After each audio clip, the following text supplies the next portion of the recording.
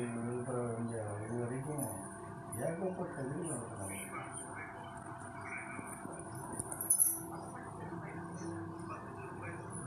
அதெல்லாம் மிக மதிக்க தகுந்தது.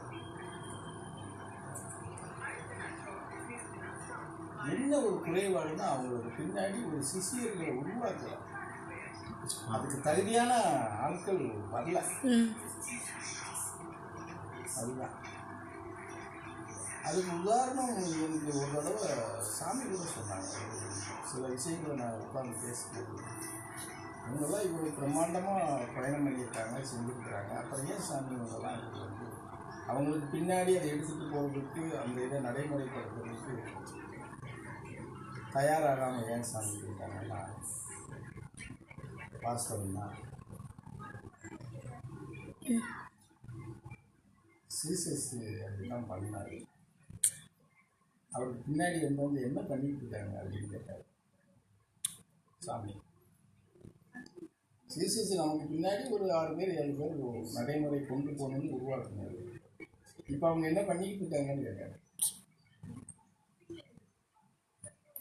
சீசஸ் என்னத்தை நிறைவேற்றிருக்காங்களா, சீசஸினுடைய சித்தாந்தத்தை அவங்க வந்து நடைமுறைப்படுத்திட்டாங்களா, இவங்க பயணத்துக்கும் அவருக்கு சம்மந்தமே இல்லாமல் தானா போயிருக்காங்க. அப்போ நமக்கு பின்னாடி இவங்களுக்கு கொடுத்து போனால் இவங்க இப்படித்தான் போவாங்கன்னு தெரிஞ்சு எல்லாமே காலி பண்ணிட்டு போய்கிட்டு இருக்காங்க.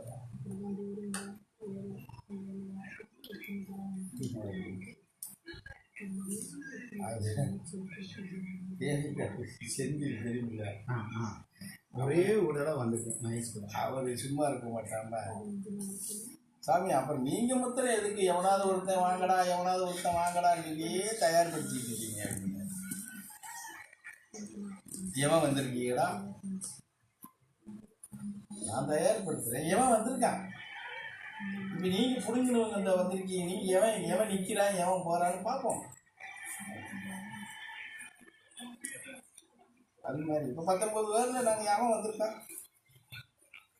18 பேர் அவுட் ஆகிட்டாங்க. செந்திலும் கூட அவுட் தானே. செந்தில் சித்தாந்தவாதி கிடையாதுல்ல, வசீகரவாதி தான். வசீகரம் பண்ணுறதோட செய்யறாங்க. சாமிக்கு பிடிச்ச வேலையை செந்தில் செய்யலாம்.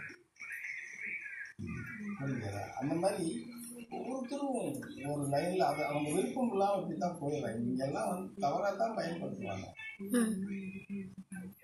தப்பாக தான் பண்ணுவாங்க. அதுக்காக தான் அவங்கெல்லாம் அதை விருப்பம் இல்லாமல் எதுக்கு இவங்க கையில் கொடுக்குறது பாலாகி. ஜீசஸ் அவர் ஒரு இதில் பண்ணி எல்லாருக்கும் போட் பண்ணி அனுப்பினார். இன்னைக்கு பைபிளை நேசிக்கிறவங்க எல்லாரும் வந்து பைபிளை உண்மையாக நேசிக்கிறாங்கன்னு சொல்ல முடியுமா? அதுவும் அவர் காலத்தில் உருவான ஃபைலை குழி தோண்டி புதைச்சிட்டாங்க. பழைய ஏற்பாடுங்கிறது இப்போ எங்கேயும் இருக்காது. இல்லை புதிய ஏற்பாடு தான் இருக்குது. புதிய ஏற்பாடு வந்து இவன் சமீபத்தில் வந்த இவன் கற்பனையில் கொண்டு வந்த பைபிளுக்கு தான் இருக்கும். அப்போ உண்மை மறைஞ்சிருது இல்லையா?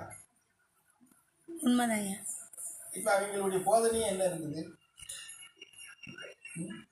கர்த்தர் ரட்சிப்பா, நீ என்ன வேணாலும் நடிக்க. வாரத்தில் ஒரு நாள் வந்து கர்த்தர் முன்னாடி மண்டிட்டு பாவம் மன்னிப்பு கேட்டால் உனக்கு விமர்சனம்ங்க. அதை நினச்சிக்கிட்டு தான் அங்கிட்டு போயிலும் அங்கே நம்ம என்ன வேணாலும் ஆட்டம் போட்டுக்கலாம், அங்கே போய் பாவம் மன்னிப்பு கேட்டுக்கலாம்னு. ஆனால் பைபிள் அது இருக்கானா? இல்லை.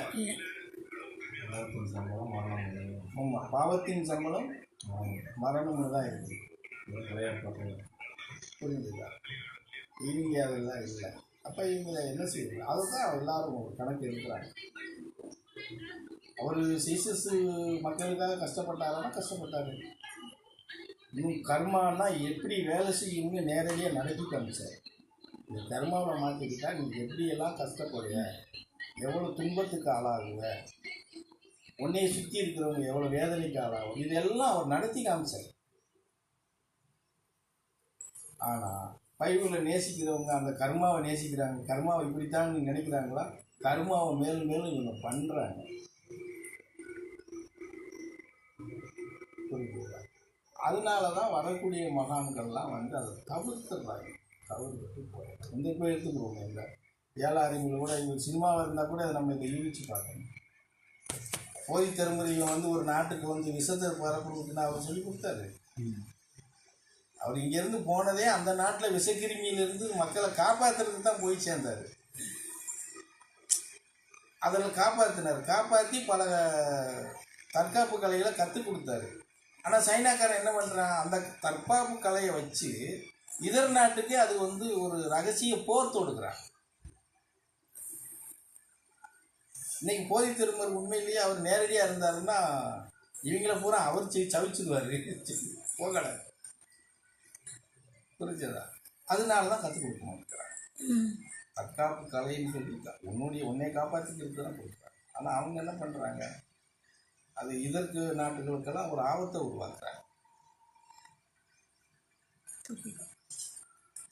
அதனால தான் நிறைய மகான்கள் வந்து நிறைய விஷயங்களை நம்மளோடய போட்டோம் அப்படிங்கிற மாதிரி விதி கொடுத்துருக்காங்க. அதில் விதிவிலக்கு என்னமோ சீசஸ் கொஞ்ச நாள் மக்களோட இருந்தார். இவர் சீரடி சாய்பாபா அவர் நின்னார். அதுக்கப்புறம் நம்ம சாமி நின்றுட்டார். மற்றவங்கெல்லாம் சும்மா வந்தோமா பார்த்தோமா போனோமா டூர் வந்தது மாதிரி வந்துட்டு போயிருக்காங்க. ஆனால் பூமியில் கொஞ்சம் காலம் வாழ்ந்துருக்காங்களான்னா வாழ்ந்துருக்காங்க, மறைமுகமாக வாழ்ந்துருக்காங்க.